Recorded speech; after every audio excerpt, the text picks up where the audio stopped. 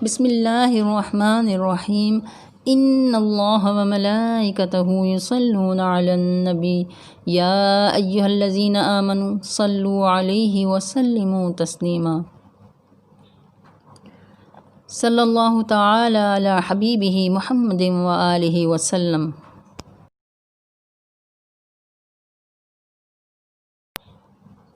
حضرت جابر بن عبداللہ انصاری رضی اللہ تعالی عنہ روایت کرتے ہیں کہ ایک مرتبہ میں مسجد نبوی میں حضور نبی کریم صلی اللہ علیہ وآلہ وسلم کے پاس بیٹھا ہوا تھا اور نبی مکرم کے چہرے مبارک کو تک رہا تھا۔ اتنے میں 5 سال کے حسین نبی کریم صلی اللہ علیہ وآلہ وسلم کی گود میں آ کر بیٹھ گئے۔ نبی مکرم نے فرمایا، جابر؟ میں نے عرض کیا، جی۔ فرمایا، یہ میرا بیٹا حسین ہے، اس کو اللہ ایک بیٹا دے گا، نام زین العابدین ہوگا۔ روز قیامت ایک فرشتہ نام لے کر ندا کرے گا تو حسین کا یہ عبادت گزار بیٹا اٹھ کھڑا ہوگا۔ حضرت امام زین العابدین کا اصل نام علی، کنیت ابو الحسن، زین العابدین اور سجاد آپ کے مشہور القاب ہیں۔ آپ نسب کے لحاظ سے قریشی اور ہاشمی ہیں۔ نواسہ رسول صلی اللہ علیہ وآلہ وسلم حضرت امام حسین کے صاحبزادے اور حضرت علی کرم اللہ وجہ الکریم اور حضرت سیدہ فاطمۃ الزہرا سلام اللہ علیہا کے پوتے ہیں۔ آپ کی والدہ محترمہ شہر بانو ایران کے بادشاہ کی بیٹی تھیں۔ آپ کی ولادت 5 شعبان 38 ہجری بروز جمعرات مدینہ طیبہ میں ہوئی۔ 5 شعبان صبح فجر کی اذان کی آواز مدینہ کی فضاؤں میں بلند ہوئی اور آسمان سے سفید پرندوں کے جھنڈ دہلیز زہرا پر اترنے لگے۔ بی بی شہر بانو کی کنیز سمانہ حیرت سے یہ منظر دیکھنے لگی تو کنیز زہرا بی بی فضہ نے کہا، جب کسی امام کی دنیا میں آمد ہوتی ہے تو اسی طرح آسمان سے فرشتے سفید پرندوں کی صورت درود پڑھتے اس دہلیز پر اترتے ہیں۔ ان اللہ وملائکتہ یصلون علی النبی یا ایہا الذین آمنوا صلوا علیہ وسلموا تسلیما۔ پوتے کی ولادت کی خبر دادا حضرت علی کرم اللہ وجہ الکریم کو دی گئی تو امیر المؤمنین گھر تشریف لائے، بچے کو گود میں لیا، اس کے ہونٹوں پر، کانوں پر اور آنکھوں پر اپنی زبان مبارک پھیری تاکہ ہمیشہ یہ بچہ حق بولے، حق سنے اور حق دیکھے۔ مولا حسین سے پوچھا، کیا نام رکھا ہے؟ تو مولا بولے، بابا میں نے اس کا نام علی رکھا ہے۔ حسین کو اپنے ماں باپ سے اتنا پیار تھا کہ فرمایا، بابا اگر اللہ مجھے 1000 بیٹے دے تو میں سب کا نام علی رکھوں گا، اور اگر 1000 بیٹیاں دے تو سب کا نام فاطمہ رکھوں گا۔ سانحۂ کربلا جنہوں نے اپنی آنکھوں سے دیکھا اور پھر بعد کے تمام مصائب و مشکلات میں آل محمد صلی اللہ علیہ وآلہ وسلم کی مستورات اور بچوں کے ساتھ واحد مرد تھے جو زندہ رہے۔ واقعہ کربلا کے وقت آپ کی عمر مبارک 23 برس تھی۔ شدت مرض کی وجہ سے آپ چونکہ جنگ میں شریک نہیں ہو سکے تھے، اس لیے دشمنوں نے آپ کو چھوڑ دیا تھا۔ اگرچہ بعد میں ابن زیاد نے آپ کو بھی قتل کرنے کا ارادہ کیا تھا، مگر اللہ تعالیٰ کو آپ کی زندگی مقصود تھی۔ میدان کربلا میں جب گلدستہ اہل بیت کو دشمنوں نے اجاڑ دیا تھا تو آپ ہی اس گلدستہ کے واحد پھول تھے جو باقی رہ گئے تھے۔ اللہ تعالیٰ نے آپ ہی کے ذریعے حضرت امام حسین علیہ السلام کی نسل پاک کو پوری روئے زمین پر قیامت تک کے لیے پھیلا دیا کہ اب سادات کی ان عظیم ہستیوں کے مبارک وجود سے شاید ہی کوئی خطہ محروم ہو۔ امام زین العابدین نے سانحہ کربلا کے بعد 34 برس کی حیات مبارکہ میں ان 3 کاموں کو ساری عمر جاری رکھا، یعنی تبلیغ دین، عبادت اور ذکر کربلا۔ امام زین العابدین کے 100 غلام اور 80 کنیزیں تھیں۔ اس کے باوجود آپ اپنے کپڑے خود دھوتے، طے کرتے، کھانا خود بناتے، اپنا بستر خود لگاتے۔ ان غلاموں اور کنیزوں کو آپ قرآن و حدیث کا علم سکھاتے اور پھر معمولی کام، کبھی پانی پلانے پر غلام اور کنیز کو آزاد کر دیتے۔ مقصد یہ تھا کہ دین کا علم حاصل کرنے کے بعد وہ غلام یا کنیز ایک مبلغ بن کر جائے گا اور یوں اللہ اور اس کے رسول کا دین پھیلے گا۔ دعاؤں کے ذریعے امام نے اپنی حاجات کو اللہ کی بارگاہ میں رکھا، معرفت الہی کا سامان کیا۔ صحیفہ سجادیہ میں 52 دعائیں امام کی لکھی ہوئی ہیں۔ اور تیسرا مشغلہ ذکر کربلا ہے۔ مسلسل مجالس کا اہتمام فرماتے رہے۔ 34 برس امام نے گریہ کیا ہے، آنکھوں سے پانی ختم ہو گیا تھا۔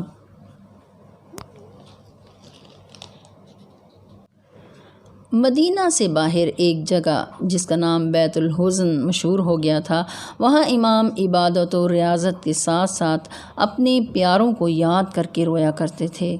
سانحہ کربلا کے بعد کسی نے آپ کو کبھی مسکراتے نہیں دیکھا تھا۔ آپ نے تمام عمر کربلا میں شہید ہونے والوں کو یاد کیا اور ان کی یاد میں رویا کرتے تھے۔ کوئی پوچھتا تو فرماتے، حضرت یعقوب علیہ السلام کا ایک بیٹا یوسف گم ہوا تھا اور وہ اس کی جدائی میں رو رو کر اپنی آنکھوں کی بینائی کھو بیٹھے تھے، پھر وہ مل بھی گیا تھا اور بینائی بھی لوٹ آئی تھی۔ میں نے تو کربلا میں اپنے گھرانے کے 18 افراد کو بھوکا پیاسا ذبح ہوتے دیکھا ہے۔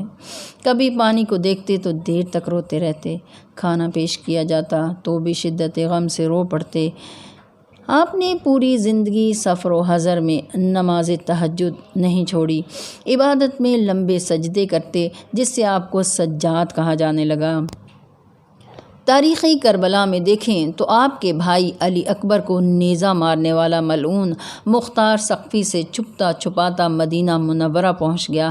اس وقت امام زین العابدین مدینہ سے باہر ایک خیمے میں تشریف فرما تھے۔ وہ خیمے میں داخل ہوا اور پناہ کی درخواست کی۔ امام نے اسے پناہ دی اور 3 روز تک اپنے پاس رکھا، کھانا کھلایا اور بستر پر سلایا۔ جب وہ جانے لگا تو آپ کا حسن سلوک دیکھ کر کہنے لگا، لگتا ہے آپ نے مجھے پہچانا نہیں۔ آپ نے فرمایا، میں تو تمہیں پہلی نظر میں ہی پہچان گیا تھا، تم وہی ہو جس نے کربلا میں میرے بھائی علی اکبر کو نیزہ مارا تھا، میں تمہیں کیسے بھول سکتا ہوں؟ پھر فرمایا، وہ تمہارا ظرف تھا، یہ ہمارا ظرف ہے۔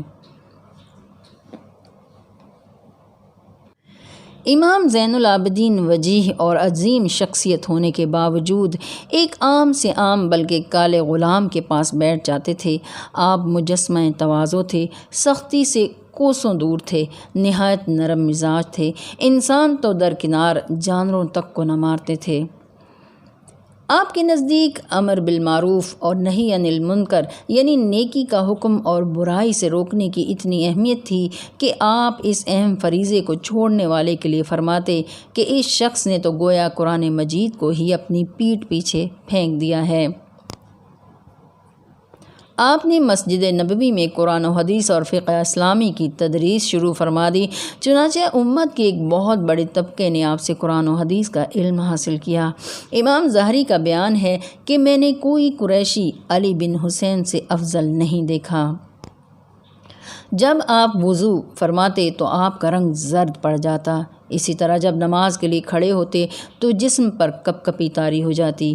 کسی نے سبب پوچھا تو فرمایا، کیا تم نہیں جانتے کہ ابھی کس کے سامنے کھڑا ہونے لگا ہوں اور ابھی کس سے مناجات کا وقت آ گیا ہے؟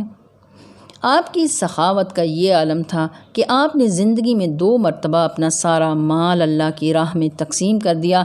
مدینہ کے تقریباً 300 گھرانوں کو رات کے وقت چھپ کر راشن تقسیم کیا کرتے تھے اور اپنا نام بھی نہ بتاتے تھے۔ آپ کا ایک دور کا رشتہ دار جو آپ کو نہیں پہچانتا تھا، آپ اس کو بھی راشن پہنچاتے تھے۔ وہ ہر بار کہتا، امام زین العابدین کو اللہ نے اتنا دیا ہے مگر انہیں ہم یاد ہی نہیں، اور ایک آپ ہیں کہ اپنا تعارف بھی نہیں کراتے۔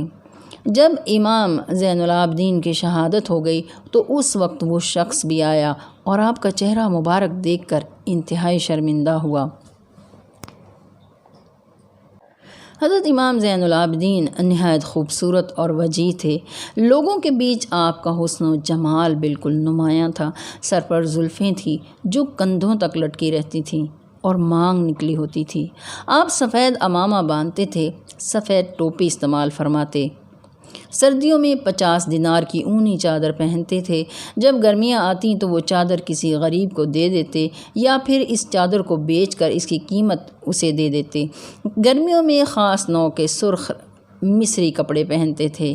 آپ یہ تلاوت فرماتے، کل من حرم زینت اللہ التی اخرج لعبادہ، کہو کہ آخر کون ہے جس نے زینت کے اس سامان کو حرام قرار دیا جو اللہ نے اپنے بندوں کے لیے پیدا کیا ہے۔ امام زین العابدین کا مدینہ طیبہ میں کھجوروں کا ایک باغ تھا جس میں 500 کھجوروں کے درخت تھے۔ عشاء کی نماز پڑھ کر آپ پہلے کھجور کے درخت تلے مصلی بچھا لیتے اور ہر 2 رکعت کے بعد اگلے درخت تلے 2 نفل کی نیت باندھ لیتے تھے۔ صبح فجر کی اذان ہوتی تو 1000 رکعت مکمل ہو چکے ہوتے۔ ایک رات نوافل ادا کر رہے تھے کہ زمین پھٹی اور ایک سانپ جس کے 12 منہ اور 12 آنکھیں تھیں منہ سے آگ اگلتا ہوا نکلا۔ امام ذرا بھی خوف زدہ نہ ہوئے، عبادت میں مصروف رہے۔ کیسے خوف زدہ ہوتے؟ ان آل رسول صلی اللہ علیہ وآلہ وسلم کے قدموں کو چوم کر اور ان کی جوتیاں سیدھی کر کے جو ولی بنتے ہیں وہ نہیں ڈرتے؟ یہ تو پھر آل رسول تھے۔ سانپ نے آگے بڑھ کر امام کے پاؤں کا انگوٹھا منہ میں ڈال لیا۔ امام نے اطمینان کے ساتھ نماز مکمل کی تو وہ چیخ مار کر اڑا اور بولا، میں ابلیس ہوں، میں نے اس وار سے بڑے بڑوں کی عبادت غارت کی ہے، مگر آپ تو زین العابدین ہیں، یعنی عابدوں کی زینت۔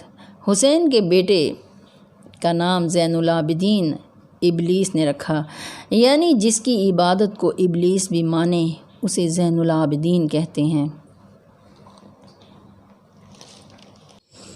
ایک مرتبہ آپ حج کے لیے تشریف لے گئے۔ اتفاق سے اسی سال ولی عہد ہشام بن عبد الملک بھی شام کے بڑے بڑے لوگوں کے ساتھ حج کے لیے گیا ہوا تھا۔ اس وقت وہ ولی عہد تھا، ابھی بادشاہ نہیں بنا تھا۔ ہشام طواف کرنے کے بعد حجر اسود کو بوسہ دینے کے لیے آگے بڑھا، لیکن ہجوم اتنا تھا کہ انتہائی کوشش کے باوجود نہ پہنچ سکا۔ مجبور ہو کر بوسہ دیے بغیر پیچھے ہٹایا۔ اسی دوران امام زین العابدین آئے اور طواف مکمل کرنے کے بعد حجر اسود کی طرف بڑھے۔ انہیں دیکھ کر ان کے احترام میں لوگ پیچھے ہٹ گئے۔ ہجوم بالکل چھٹ گیا اور آپ نے آسانی کے ساتھ حجر اسود کو بوسہ دیا۔ یہ دیکھ کر ایک شامی آدمی نے ہشام سے پوچھا، یہ کون شخص ہے جس کی لوگوں کے دلوں میں اتنی محبت اور عزت ہے؟ ہشام آپ کو جانتا تھا، لیکن اس کے باوجود اس نے لا علمی کا اظہار کرتے ہوئے کہا، میں نہیں پہچانتا۔ مشہور شاعر فرزدق بھی وہاں موجود تھا۔ ہشام کی جان بوجھ کر اختیار کی گئی لا علمی کو دیکھ کر اہل بیت سے اس کی محبت جوش میں آ گئی۔ اس نے کہا، میں ان کو جانتا ہوں۔ شامی آدمی نے پوچھا، کون ہیں یہ؟ فرزدق نے اسی وقت اہل بیت کی اس بزرگ ہستی کی شان میں عشق و محبت سے لبریز 41 اشعار کا ایک قصیدہ کہہ دیا، جس کے چند اشعار یہ ہیں: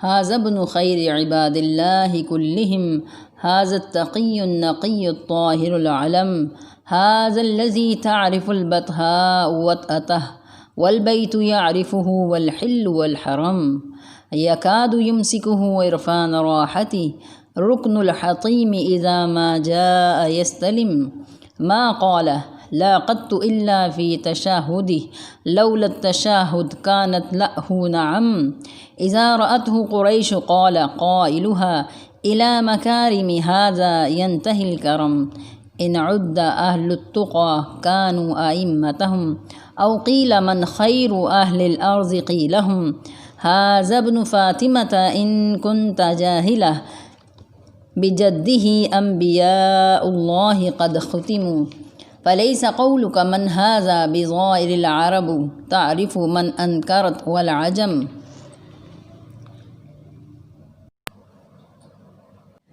یعنی یہ اللہ کے بندوں میں سے بہترین کی اولاد ہیں، یہ متقی، پاک، صاف اور سردار ہیں۔